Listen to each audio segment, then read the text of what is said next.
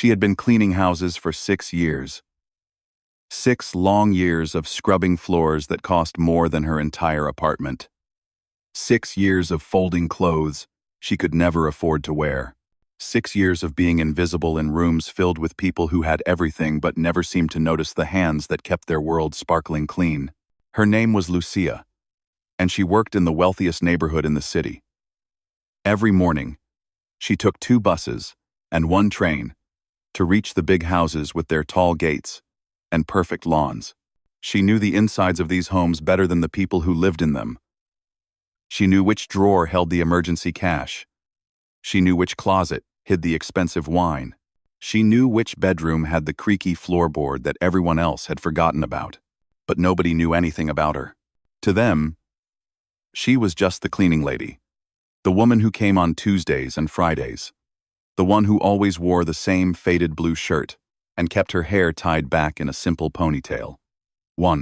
They would smile at her sometimes. The kind of smile you give to a stranger you pass on the street. Quick, empty, forgettable. What they did not know was that Lucia went home every night to a tiny studio apartment on the 4th floor of an old building with no elevator. The paint on the walls was peeling. The heater worked only when it felt like it. The window faced a brick wall, so she never really knew if it was sunny or cloudy outside, unless she stepped out. But in the corner of that small room, resting on a wooden chair that wobbled if you sat on it wrong, was something that made everything else disappear. It was a violin. Old, scratched, and missing 1 tuning peg that she had replaced with a piece of carved wood she made herself. It was not worth much money. A music shop owner once told her he would give her $40 for it, and she had laughed in his face. That violin was the only thing her grandmother had left behind when she died. Lucia's grandmother had been a street musician in a small town far away from here. She never played in concert halls or fancy theaters. She played on sidewalks, in parks, outside churches after Sunday Mass. People would stop and listen, and sometimes they would drop coins into the old hat she placed on the ground. It was never much. But her grandmother always said the same thing after every performance, no matter how small the crowd or how empty the hat. She would say, "Music does not care who is listening. It only cares that someone is playing." Lucia had learned to play on that very violin when she was just a little girl. Her grandmother would sit beside her on the porch, guiding her tiny fingers across the strings, humming along to every note. Those were the happiest memories Lucia had. The smell of rain on dry soil, the sound of her grandmother's voice, the feeling that nothing else in the world mattered except the music flowing between them.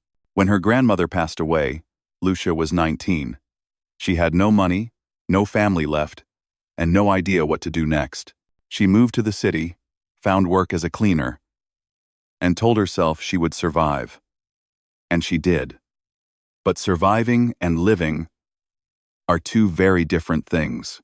Every night, after her body ached from hours of scrubbing and lifting and bending, she would pick up that violin and play. She played for no one. She played for herself. She played for the memory of a woman who believed that music could heal anything, even a broken heart. One afternoon, everything changed. Lucia was working at the home of a woman named Mrs. Whitmore. She was one of the older clients, a widow who lived alone in a house far too big for one person. Unlike the others, Mrs. Whitmore sometimes talked to Lucia. She asked about her day. She offered her tea. She treated her like a human being, not just a service. That afternoon, Lucia thought she was alone. Mrs. Whitmore had gone out for a doctor's appointment, or so Lucia believed. She was cleaning the large sitting room with its tall windows and velvet curtains when she started to hum. It was a habit she had picked up from her grandmother.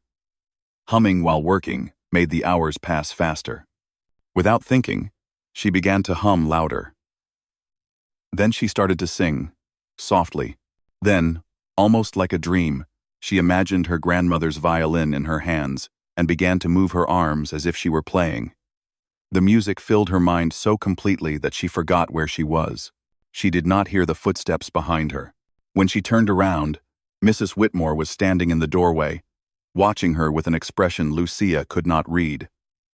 Lucia's face went hot with embarrassment. She opened her mouth to apologize, to explain, to make some excuse for acting so foolishly in a client's home. But Mrs. Whitmore held up her hand. She did not look angry. She looked curious. She asked Lucia one simple question. "Do you play an instrument?" Lucia hesitated. She did not like talking about herself. She had learned a long time ago that people in these big houses did not really want to know about her life. When they asked how she was doing, they expected her to say fine and move on. They did not want the real answer. But something about the way Mrs. Whitmore looked at her made Lucia tell the truth. She said yes. She played the violin. She had been playing since she was a child. It was nothing special, just something she did to remember her grandmother. Mrs. Whitmore was quiet for a long moment. Then she walked across the room and sat down on one of the fancy chairs. She looked at Lucia with eyes that seemed to see more than most people ever bothered to see. She said she wanted to hear her play. Lucia almost laughed. She thought it was a joke. A strange, confusing joke. But Mrs. Whitmore was serious. She said she would pay Lucia double for that day if she came back tomorrow with her violin and played just one song. That night, Lucia could not sleep. She lay on her small bed, staring at the ceiling, wondering what she had gotten herself into. She had not played for anyone in years. What if she was not good enough? What if Mrs. Whitmore laughed at her? What if she lost her job for being ridiculous? But there was another voice in her head. A softer voice. A voice that sounded like her grandmother. It said, "Music does not care who is listening. It only cares that someone is playing." The next day, Lucia brought her violin to Mrs. Whitmore's house. Her hands were shaking as she took it out of the old case, held together with tape. She stood in the middle of that grand sitting room, feeling small and out of place, surrounded by things that cost more than she would ever earn. Mrs. Whitmore sat quietly and waited. Lucia closed her eyes. She thought of her grandmother. She thought of the porch. She thought of the rain and the music and the love that had never really left her, even after all these years. Then she began to play. When she finished, she kept her eyes closed, afraid to see disappointment on the old woman's face. But when she finally looked, Mrs. Whitmore was not disappointed at all. She was crying, soft, silent tears running down her wrinkled cheeks, and in her hand, she held an invitation. A thick, ivory envelope with gold letters on the front. She told Lucia that every year she hosted a charity event at her estate. The richest, most powerful people in the city attended. And this year, she wanted Lucia to perform. Lucia stared at the envelope like it might bite her. She shook her head. She said no. She said it was impossible. She was a cleaner. She was nobody. Mrs. Whitmore smiled and pressed the envelope into her hands. She said, "That is exactly why they need to hear you." Lucia held that envelope for 3 days without opening it. She placed it on her small kitchen table and looked at it every morning while drinking her coffee. She looked at it every night before going to sleep. The gold letters seemed to glow in the dim light of her apartment, like they were calling her name, daring her to do something she had never done before. On the 4th day, she finally opened it. Inside was a card printed on paper so thick and smooth it felt like touching silk. The words were written in elegant script. It said she was invited to perform at the Whitmore Foundation annual charity gala. The event would be held at Mrs. Whitmore's estate in 3 weeks. Formal attire required. Lucia read those last 2 words over and over again. Formal attire required. She walked to her closet and opened it. Inside were 4 work shirts, 2 pairs of old jeans, 1 dress she had bought 5 years ago for a cousin's wedding, and a coat with a broken zipper. Nothing in that closet belonged at a place where rich people gathered to write checks bigger than her yearly salary. She almost called Mrs. Whitmore to say she could not do it. She picked up her phone at least 10 times, ready to make up some excuse. But every time her finger hovered over the call button, she heard her grandmother's voice in her head. And every time, she put the phone back down. 3 weeks felt like 3 days. Time moved too fast when you were dreading something. The night before the gala, Lucia visited a small shop downtown that sold used clothes. The woman behind the counter was kind and patient. She helped Lucia try on dress after dress until they found one that almost fit. It was dark green, simple but elegant, with a small tear near the bottom hem that the woman promised to fix for free. When Lucia looked at herself in the mirror, she did not recognize the woman staring back. She looked like someone who might actually belong at a fancy party. But then she moved, and the dress bunched up in the wrong places, and the illusion disappeared.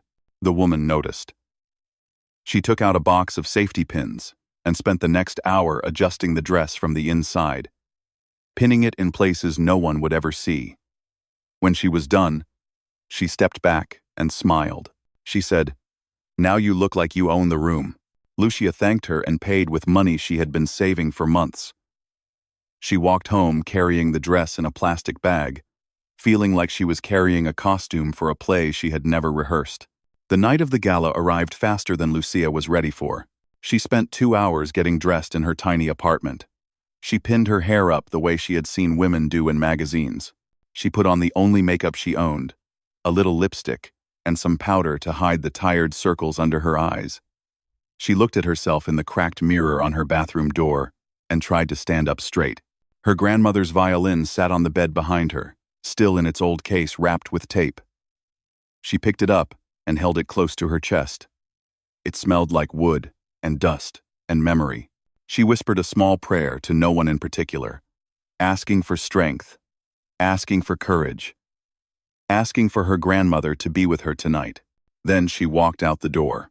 The bus ride took 45 minutes. The other passengers stared at her, probably wondering why a woman in a green dress was riding public transportation on a Saturday night. Lucia kept her eyes on the window and tried to breathe slowly. Her heart was beating so loud she was sure everyone could hear it.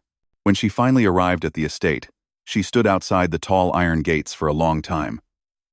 The house was lit up like something from a dream. Every window glowed with golden light. Expensive cars lined the long driveway, shiny and black, and worth more than she would ever make in a lifetime. She could hear music and laughter floating through the night air. She did not belong here. Every part of her knew that. But she had come too far to turn back now. A man in a black suit opened the gate for her. He looked at her violin case and raised an eyebrow but said nothing. She walked up the driveway, her borrowed heels clicking against the stone path, her hands gripping the case so tight her knuckles turned white. Inside, the house was even more beautiful than she had imagined. Crystal chandeliers hung from the ceiling like frozen waterfalls. Waiters in white gloves carried silver trays of food she could not name. Women in diamonds and men in tailored suits stood in small circles, talking and laughing with glasses of champagne in their hands. Lucia moved through the crowd like a ghost. No one looked at her. No one spoke to her. She was invisible here, just like she was invisible in their homes when she came to clean. But then something strange happened. She started to recognize faces.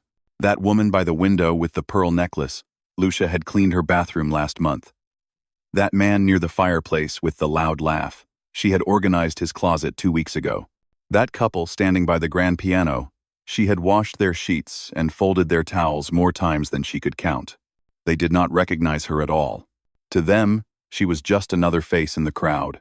They had no idea that the woman standing 10 feet away from them knew the secrets hidden in their drawers, the mess behind their perfect image, the dust they swept under their expensive rugs. Lucia felt a strange mix of sadness and power. Sadness because she realized how truly invisible she had always been to them. Power because tonight, for the first time, she would make them see her. A hand touched her shoulder, and she turned to find Mrs. Whitmore smiling at her. The old woman looked elegant in a silver dress, her white hair pinned up with sparkling clips. She squeezed Lucia's arm gently and said she was so glad she had come. Lucia tried to smile back, but her lips were trembling. Mrs. Whitmore led her to a small room off the main hall. It was quieter there, away from the noise and the crowd. She told Lucia to wait here until it was time. She said she would come get her when the guests were ready.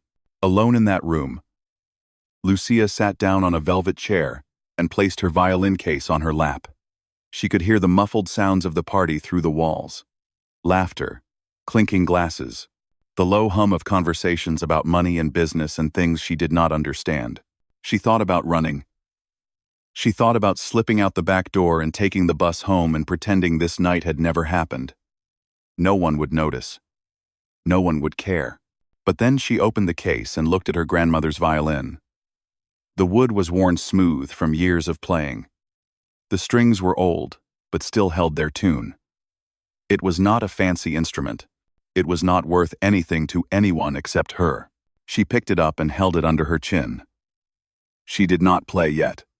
She just held it, feeling its weight, feeling its history, feeling the love that had been poured into every scratch and dent. Her grandmother had played this violin on street corners for coins. She had played it in the rain, in the cold, in the heat of summer. She had played it when she was hungry, when she was tired, when she had nothing left but the music in her heart. If her grandmother could do that, Lucia could do this. The door opened, and Mrs. Whitmore appeared. She said it was time. Lucia stood up, took a deep breath, and walked toward the light and the noise and the crowd of strangers who were about to hear her story. She had no idea that in the next few minutes, everything would change forever. The ballroom was bigger than her entire apartment building. Lucia stood at the edge of it, looking out at the sea of wealthy faces, and felt her knees go weak. There must have been 200 people in that room, maybe more. They sparkled like stars in their diamonds and gold, holding crystal glasses filled with drinks that cost more than her weekly groceries. A small stage had been set up at the far end of the room. It was not much, just a raised platform with a single spotlight waiting to shine on whoever stood there. That spotlight looked like an eye, watching, waiting, ready to expose every flaw and fear. Mrs. Whitmore walked beside her, guiding her through the crowd. People stepped aside without really looking at them. They were too busy with their conversations, their deals, their small talk about vacations and investments, and things Lucia could not even pretend to understand. When they reached the side of the stage, Mrs. Whitmore turned to her with gentle eyes. Then she walked away to join the other guests, leaving Lucia alone with her violin and her pounding heart. A man in a fancy suit stepped onto the stage. He tapped the microphone once, twice, and the room slowly grew quiet. He thanked everyone for coming. He talked about the charity, about the money they had raised, about the good work they were doing in the community. His voice was smooth and practiced, like he had given this speech 100 times before. Then he said they had a special performance tonight. A surprise guest. A talented musician who would share something personal with them all. That was her cue. Lucia's feet felt like they were glued to the floor. She could not move. She could not breathe. The man on stage was looking around, waiting for her to appear, and she was frozen like a statue in the shadows. Then she heard it. A whisper in her mind, soft and familiar. Her grandmother's voice, saying the words she had heard 1,000 times as a child. Music does not care who is listening.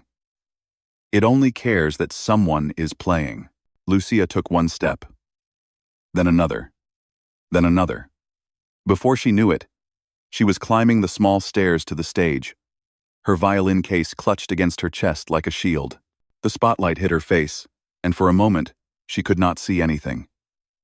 The light was blinding, turning the audience into a blur of shadows and shapes. She blinked a few times until her eyes adjusted, and then she saw them clearly. They were looking at her with polite smiles. The kind of smiles people give when they are being patient.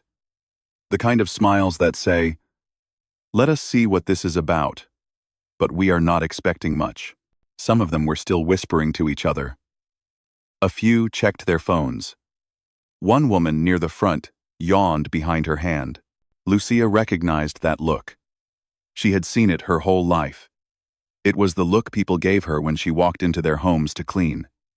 The look that said she was temporary, forgettable, unimportant. But tonight, she was not here to clean their floors or fold their clothes.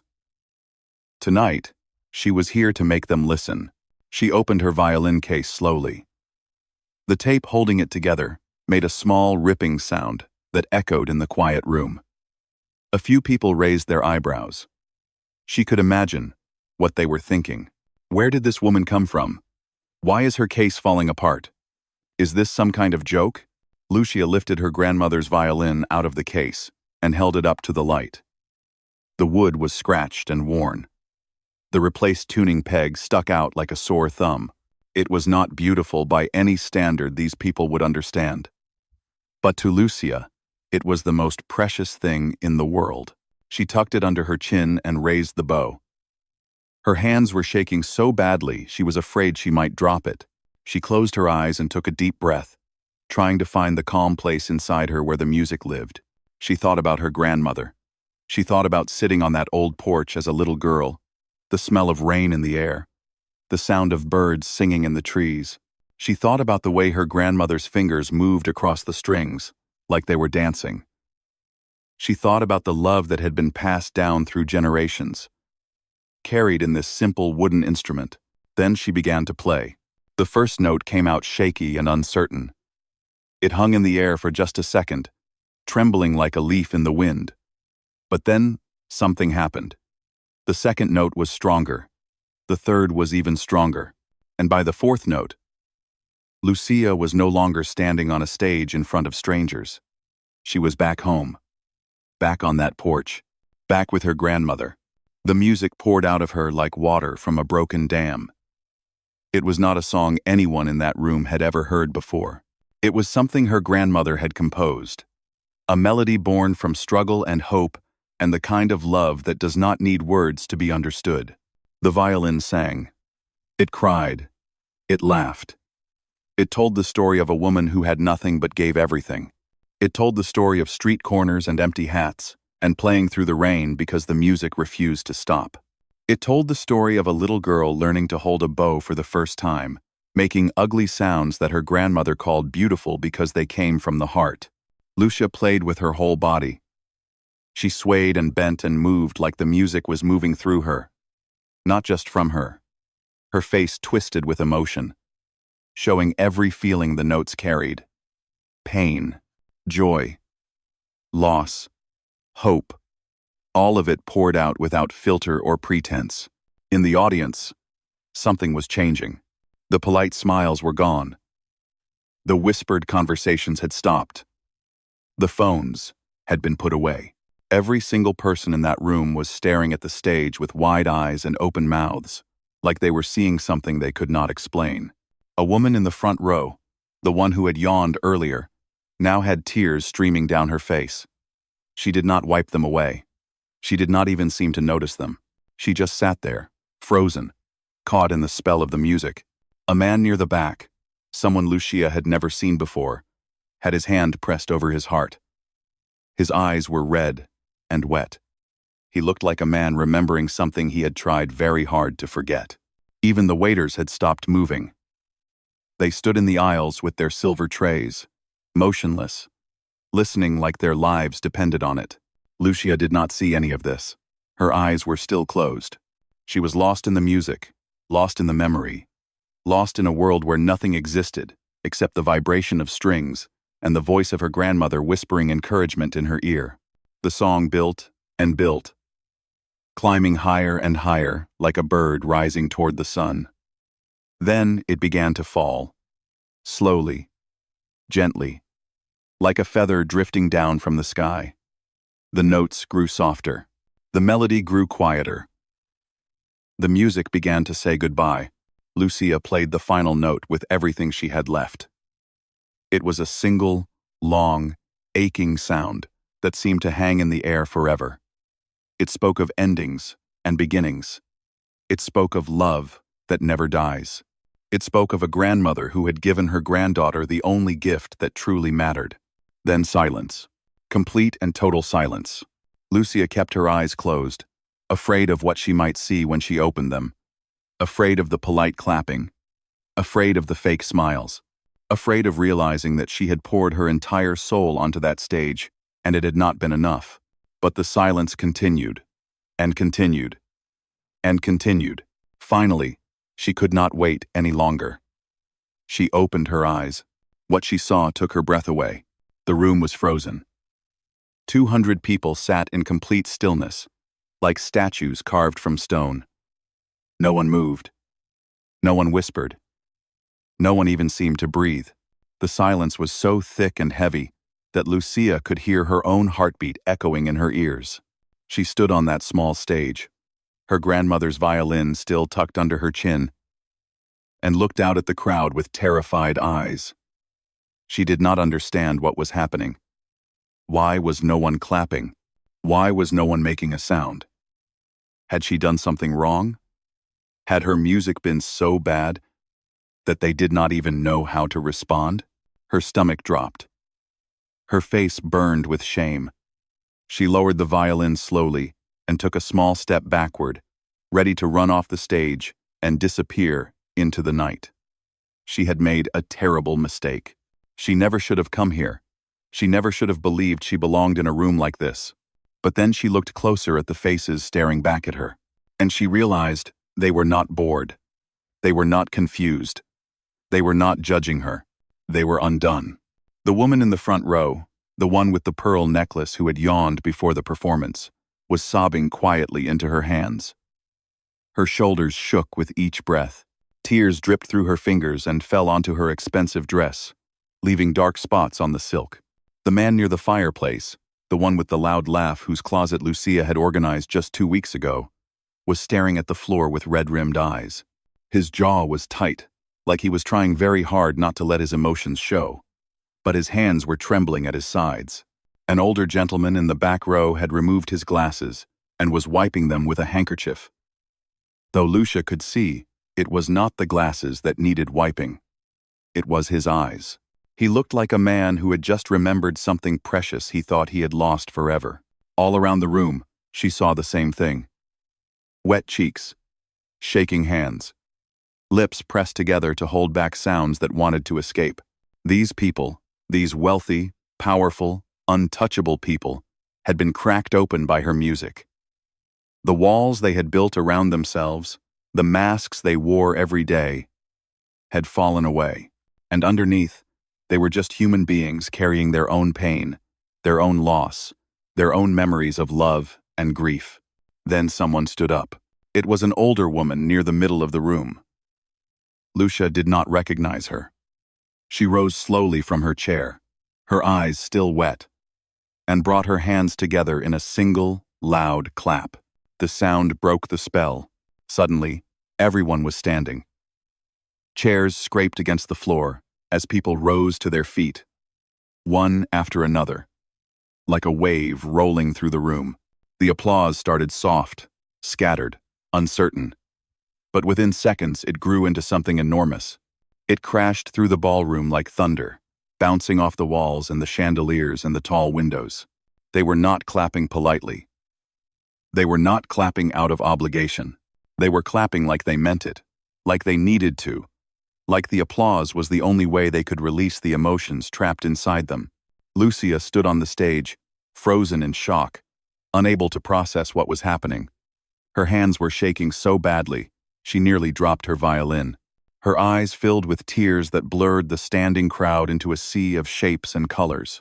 This could not be real. This had to be a dream, but it was not a dream. It was real. Every clap, every tear, every face looking up at her with something she had never seen before in their eyes. It was respect. It was gratitude. It was recognition. For the first time in her life, she was not invisible. The applause went on and on. It seemed like it would never stop. People were shouting things she could not hear over the noise. Some were still crying. This were still makes back. Also be. Their people. On part it. Others were laughing. The kind of laughter that comes when you feel something so deeply you do not know how else to respond. Mrs. Whitmore appeared at the edge of the stage, her own face streaked with tears. She climbed the small stairs and walked toward Lucia with open arms. When she reached her, She pulled her into a tight embrace and held her there while the crowd continued to roar. She whispered into Lucia's ear, words meant only for her. She said she knew this would happen. She said she knew from the moment she heard Lucia humming in her sitting room that this woman had something special inside her. Something the world needed to hear. Lucia could not speak. She just held onto Mrs. Whitmore and cried, letting out years of loneliness and invisibility and quiet suffering. She cried for her grandmother who never got to play on a stage like this. She cried for the little girl on the porch who never imagined she would end up here. She cried for the cleaning lady who had spent 6 years believing she was nothing more than a pair of hands that scrubbed floors. When they finally pulled apart, the applause had softened into a warm, steady rhythm. Mrs. Whitmore took Lucia's hand and raised it into the air, like she was presenting a champion. The crowd cheered even louder. Then something unexpected happened. People started coming toward the stage. Not to leave, not to get more champagne, but to speak to her. They lined up like they were waiting to meet someone famous. Lucia watched them approach with wide, disbelieving eyes. The first person to reach her was a middle-aged man in a gray suit. He took her hand in both of his and thanked her. His voice cracked as he spoke. He said her music reminded him of his mother, who had passed away 10 years ago. He said he had forgotten what it felt like to cry for her until tonight. The next person was a young woman, probably in her late 20s, with perfect makeup that was now smeared from tears. She said she had been feeling lost for months, trapped in a life that looked perfect from the outside, but felt empty on the inside. She said Lucia's music made her feel like maybe it was okay to not have everything figured out. One by one, they came. Strangers opening their hearts to a woman they had never noticed before. They shared stories about parents they had lost, dreams they had given up, loves they had let slip away. They thanked her for making them feel something real in a world full of fake smiles and empty conversations. Lucia listened to each one. She held their hands. She nodded and smiled through her own tears. She did not have fancy words to offer them. She just stood there and received their gratitude like a gift she did not know how to hold. Among the crowd, she spotted some of the people whose homes she had cleaned. They looked at her differently now. Not through her, but at her. One woman, whose laundry Lucia had folded just last week, approached with red eyes and a trembling chin. She said she was sorry. She said she never knew. She said she had walked past Lucia 100 times and never once asked her name. Never once wondered who she was or what her life was like outside of work. She said she was ashamed of that now. Lucia did not know what to say. She had spent so many years being invisible that she had stopped expecting anything else. But she took the woman's hand and told her it was okay. She told her that tonight was not about the past. It was about what comes next. The party continued long into the night. But everything had changed. The conversations were different now. Softer. More honest. People who had arrived wearing masks of confidence and success were now showing the cracks underneath. And somehow, that made everything more beautiful. Lucia stayed until the very end. She talked and listened and cried and laughed. She ate food she could not pronounce and drank champagne that tasted like liquid gold. She felt like she was floating through a dream she never wanted to wake up from. But deep inside, she knew this was only the beginning. Something had shifted tonight. A door had opened that could never be closed again. She just did not know yet how wide that door would swing. Lucia woke up the next morning in her tiny apartment, still wearing the green dress from the night before. For a moment, she thought everything had been a dream. The ballroom, the spotlight, the tears, the applause. It all felt too impossible to be real. But then she saw her grandmother's violin resting on the pillow beside her, and she knew it had all happened. She lay there for a long time, staring at the cracked ceiling, trying to understand how her life had changed in the span of a few hours. Yesterday morning, she had been a cleaning lady that nobody noticed. Yesterday night, She had made 200 wealthy strangers cry with a song her grandmother had written on a street corner decades ago. Her phone buzzed on the nightstand. Then, it buzzed again. And again. She picked it up and saw dozens of messages from numbers she did not recognize. Her small screen was flooded with notifications, more than she had ever received in her entire life. She did not understand what was happening until she opened one of the messages. Someone had recorded her performance. They had posted it online. And overnight, it had spread like wildfire. Within 3 days, the video had been watched by over 2 million people. Comments poured in from all over the world. People wrote about how her music had made them cry, how it had reminded them of their own grandparents, their own struggles, their own forgotten dreams. News websites picked up the story. The cleaning lady who silenced a room full of millionaires. The street musician's granddaughter who made the rich weep. Lucia read the headlines with trembling hands, unable to believe they were talking about her. The phone calls started coming next. Producers, agents, television shows. Everyone wanted to talk to the woman in the viral video. Everyone wanted to know her story. Everyone wanted a piece of the magic she had created on that small stage. At first, Lucia did not know how to respond. She had never wanted fame. She had never dreamed of being on television or signing contracts or having her face recognized on the street. All she had ever wanted was to play her grandmother's music and keep her memory alive. But Mrs. Whitmore helped her navigate this strange new world. She introduced Lucia to people she could trust. She sat beside her during interviews and held her hand when the questions got too personal. She became more than just a client. She became a friend, a mentor, a guardian angel in pearls and silver hair. 1 month after the gala, Lucia received an invitation that took her breath away. A famous orchestra in the city wanted her to perform as a guest soloist at their next concert. They had seen the video. They had heard her story. They wanted to give her a stage bigger than anything she had ever imagined. Lucia almost said no. She felt like a fraud, like someone pretending to be a real musician when she had never even taken a formal lesson. But then, she remembered what her grandmother always said. Music does not care about certificates or training or fancy schools. Music only cares that someone is playing from the heart. She said yes. The night of the concert, Lucia stood backstage in a dress that actually fit, bought with money she had earned from her first paid performance. She could hear the audience murmuring on the other side of the curtain. Thousands of people, not just hundreds. Thousands of strangers, waiting to hear the cleaning lady play. But she was not afraid this time. She had already faced her biggest fear at the gala. She had already proven to herself that she belonged on a stage, any stage, no matter how big or small. Her grandmother had given her that gift. The rich crowd had confirmed it.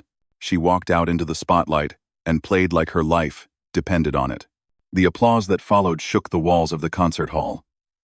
People rose to their feet before she even finished the final note. Flowers rained down onto the stage. Lucia stood in the middle of it all, crying and laughing at the same time, wishing her grandmother could see her now. But even as her life transformed, Lucia made a decision that surprised everyone who knew her new story. She kept cleaning houses, not because she needed the money anymore. The concert offers and recording deals had taken care of that. She kept cleaning because she did not want to forget where she came from. She did not want to become one of those people who only looked forward and never remembered the hands that had lifted them up. Every Tuesday, she still went to Mrs. Whitmore's house. She still scrubbed the floors and polished the silver, and folded the towels with the same care she had always shown. Mrs. Whitmore would laugh and tell her she was being ridiculous, that she did not need to do this anymore. But Lucia would just smile and keep working. She told Mrs. Whitmore something her grandmother used to say. Pride is just fear wearing a fancy mask. Lucia was not too proud to clean. She was not too famous to remember the woman she used to be. That woman had carried her through the hardest years of her life. She would not abandon her now. As the months passed, Lucia used her growing platform to do something meaningful. She created a small foundation to help children from poor families learn music. She visited schools in neighborhoods that looked like the one she had grown up in. She donated instruments to kids who could not afford them. She taught free lessons on weekends to anyone who wanted to learn. She told every child the same thing her grandmother had told her. Music does not care who you are or where you come from. It does not care if you are rich or poor, famous or invisible. It only cares that you play from your heart. Some of those children went on to perform in their own concerts. Some of them just learned to love music the way Lucia loved it. Either way, she knew her grandmother would be proud. 2 years after that life-changing night at the gala, something beautiful happened. A museum in the city reached out to Lucia with a special request. They wanted to display her grandmother's violin as part of an exhibit celebrating immigrant artists who had shaped the culture of the country. Lucia cried when she read the letter. Her grandmother's violin, the one held together with tape and a homemade tuning peg, would sit in a glass case beside instruments played by world-famous musicians. The woman who had played for coins on street corners would finally be remembered alongside the greats. At the exhibit opening, Lucia gave a short speech. She talked about her grandmother's life, her struggles, her unshakable belief in the power of music. She talked about the gala and the video and the strangers who had reached out from around the world to tell her that her story had touched them. She talked about the children she was helping and the dreams she was trying to keep alive. And at the end, she said something that stayed with everyone who heard it. She said that the rich crowd at that gala had smiled politely because they thought they knew what to expect. They thought she was just entertainment, just background noise for their champagne and small talk. But when she played, something broke open inside them. They remembered what it felt like to be human, to feel pain and love and loss, without hiding behind money or status. Her music did not shut them up because it was perfect. It shut them up because it was true. And that, she said, is the only kind of music worth playing. Lucia finished her speech and looked at her grandmother's violin one last time. The scratched wood, the worn strings, the little piece of carved wood, where a tuning peg used to be. It was not worth much to anyone else, but to her, it was everything. She smiled, whispered a quiet thank you to the woman who had started it all, and walked back into a life she never could have imagined. A life that began the night the rich crowd stopped smiling and finally listened.